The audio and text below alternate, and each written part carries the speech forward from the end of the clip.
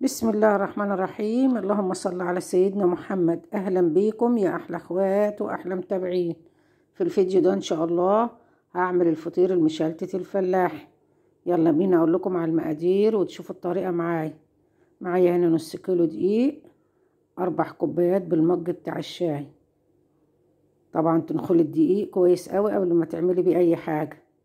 معايا هنا معلقه كبيره من السكر، نص معلقه صغيره من الملح، وملو المج بتاع الشاي ميه. طبعا حسب العجينه ما تاخد، ممكن اضيف ميه تاني، وساعة ما اخلص ان شاء الله هقول لكم هي خدت ميه قد ايه.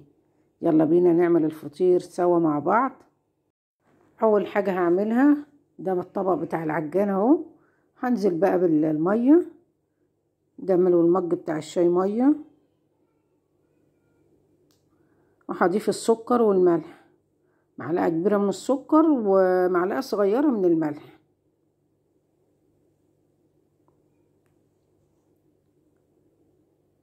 هقلبهم بقى كده، دوب السكر والملح مع الميه، وبعدين هضيف الدقيق.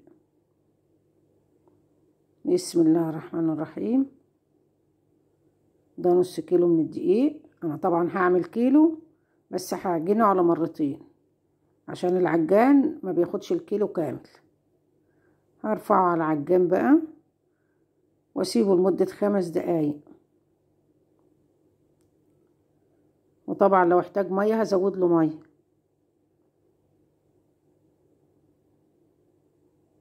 ده كده بعد مرور 5 دقايق من العجن بيبقى بالشكل ده كده. انا معايا نص المج بتاع الشاي مية، هضيف منه شوية بشوية. طبعا وانت بتعجني العجينة بتاعة الفطير لازم تضيفي مية حبة بحبة، ما تضيفيش المية كلها مرة واحدة. ودي العجينة اهي بعد ما ضفت لها، يعني المج بتاع الشاي كان نصه، خدت نص المية بس وفضل نصها، يعني كده اخد كوباية وربع من المية. شايفين العجينة عاملة ازاي؟ ما شاء الله زي الملبن. هرفعها بقى من العجان، بتبقى بالشكل ده كده اهي. طبعا كل ما تتعجن وتنعم في ايدك يبقى احسن اهي. لو بتعجني على ايديكي مش اقل من 10 دقايق عجن لحد ما تحسي ان العجينة ناعمة كده وحلوة. انا هنا دهنت الصاج بالزيت زي ما انتوا شايفين كده. احط العجينة فيه كده واغطيها بمشمع واسيبها لمدة 10 دقايق بس ترتاح. وبعد 10 دقايق ان شاء الله هبدأ اشكلها معاكم واعجن النص كيلو التاني وتشوفوا معايا. دي العجينة اهي بعد ما ارتاحت وسبتها لمدة 10 دقايق زي ما انتوا شايفين. هبدأ بقى اشكلها، اعملها كور صغيرة على قد حجم الفطيرة اللي انا عايزة اعملها. انا هعملها كور صغيرة قوي علشان انا عايزة اعمل الفطيرة قد الفطيرة الصغيرة بتاعة الافران. هشكلها معاكم بقى بالشكل ده كده اهي. انا دهنت الصاج بالزيت علشان العجينة ما تلزقش فيه. شايفين العجينة ما شاء الله عاملة ازاي؟ طبعا لو واحدة كبيرة شوية بشيل منها، ولو واحدة صغيرة بزودها علشان يبقى كلهم قد بعض، عشان ما يبقاش في واحدة كبيرة وواحدة صغيرة. بتبقى بالشكل ده كده اهي. وبلمها على بعضها كده وبنعمها في ايدي واخليها مدورة بالشكل ده كده عشان تطلع معايا حلو. هكملهم كلهم بنفس الطريقة، ولما اخلصهم هتشوفوهم معايا كده. انا خلصتهم اهو. ده النص كيلو دقيق ما شاء الله عمل 19 واحدة صغيرين. هغطيهم بقى واسيبهم يرتاحوا شوية عبال ما اجهز النص كيلو التاني، وبعدين هبدأ افرد بقى العجينة وتشوفوها معايا ان شاء الله، ونعمل الفطير سوا مع بعض. انا جهزت الصينية اهي اللي هفرد عليها العجين. دي سمن بلدي اهي زي ما انتوا شايفين. انا سيحتها وحطيتها في التلاجة عشان تبقى كريمي بالشكل ده كده. ومعايا هنا حبة من الزيت اللي انا هفرد عليهم. لازم يبقى فيه زيت، طبعا الفطير سمنة وزيت. بسم الله الرحمن الرحيم. هاخد واحدة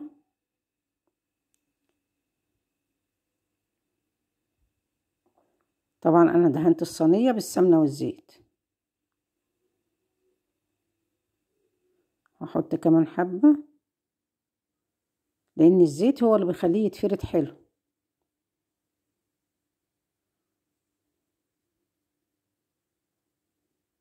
هفرد دي معاكم وتشوفوها.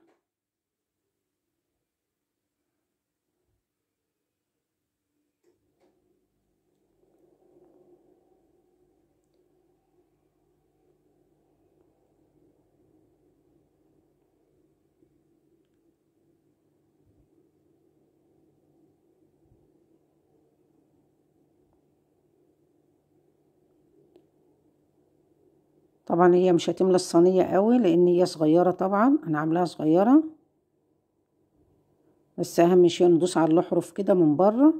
احنا بناخد من جوه لبره، القلب يبقى رقيق خالص كده من جوه، والاحرف دي نفضل نفرد فيها كده لحد ما ترق معانا خالص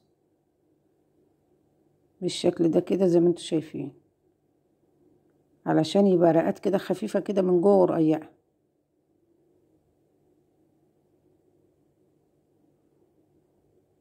بس كده خلاص. هبدأ ادهنها بقى بحبة من السمن.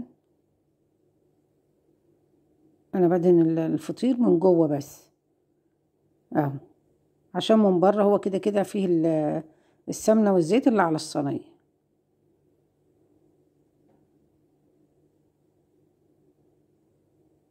اطبقها كده، اعملها مربعة صغيرة كده وهركنها على جنب، وهعمل بقى بنفس الطريقة كده كذا واحدة.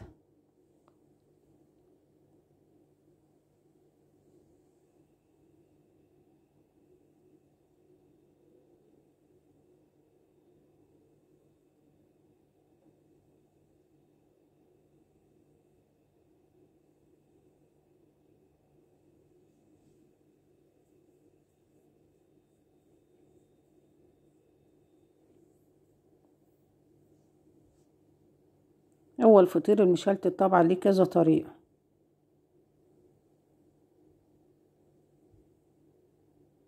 بس انا دلوقتي حبيت اعمله صغير خالص كده عشان يبقى شكله حلو. اما لو هعمله كبير بقى بدخله الفرن، طبعا بسويه في الصينية واحطه في الفرن.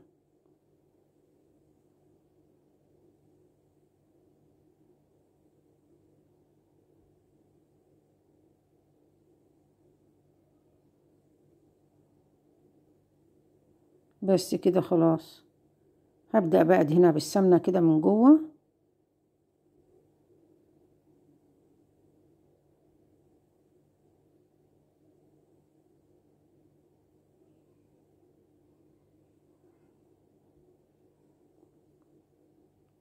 واحط التانية دي في قلبها كده واطبق عليها من ناحية دي ومن ناحية دي، وبقفلها عليها كده بالشكل ده. وهكملهم بقى كذا واحدة كده مع بعض، 7 أو 8، وبعدين هتشوفوهم معايا.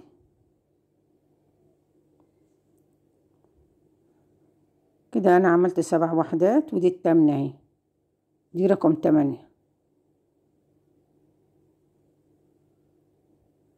يعني الفطيرة الواحدة حطيت فيها 8 كور.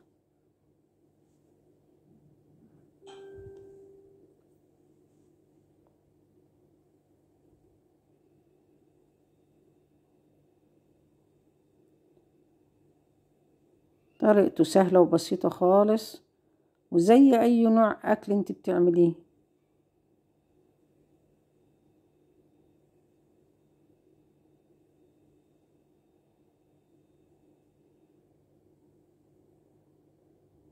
ما شاء الله الكيلو دي عمل 5 وحدات تقريبا أو 6.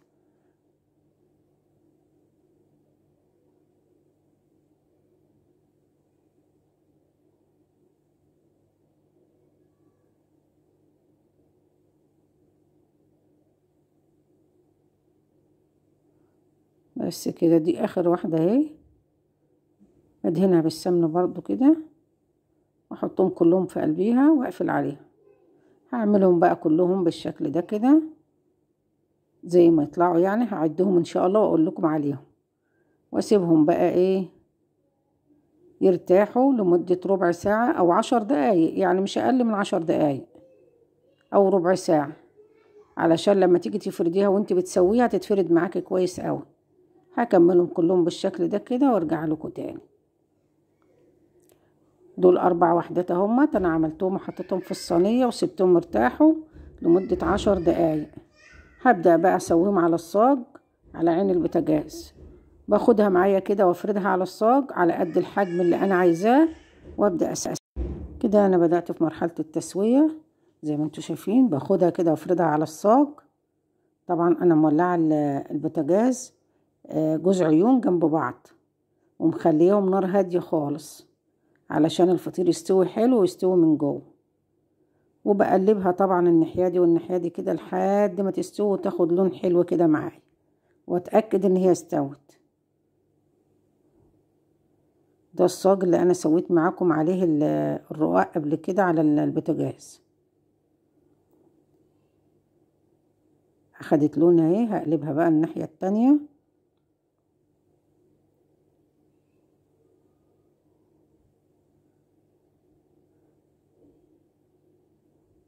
لسه عايزة كمان شوية. طبعا انا بقلبها الناحية دي والناحية دي، هنا مثلا دقيقة وهنا دقيقة كده لحد ما تستوي حلو، مع التقليب المستمر طبعا.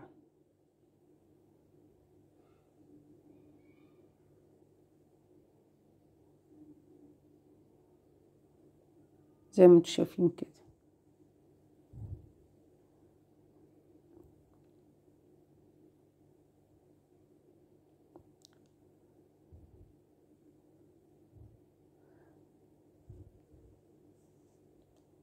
بدأت تاخد لون حلو اهي زي ما انتوا شايفين. هقلبها بقى على الناحية التانية.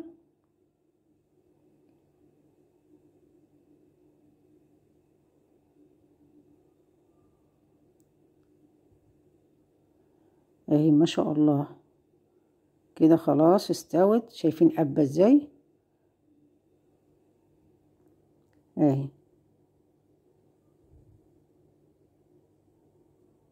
هكملهم بقى كلهم تسوية بالشكل ده كده زي ما انتوا شايفين، وبعد ما يخلصوا ان شاء الله هتشوفوه معايا. وده الفطير اهو بعد ما خلصته تسوية زي ما انتوا شايفين. ما شاء الله شكله حلو وريحته حلوة، وان شاء الله طعمه هيبقى احلى. شايفين عامل ازاي ما شاء الله. بألف هنا وشفا لكل اللي هياكل. الكيلو دقيق ما شاء الله عمل 6 وحدات.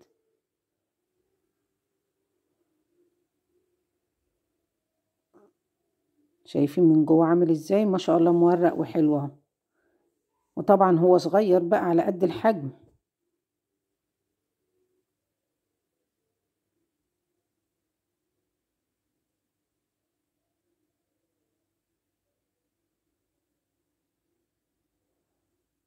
اعملي الفطير بالطريقة دي هيعجبك قوي.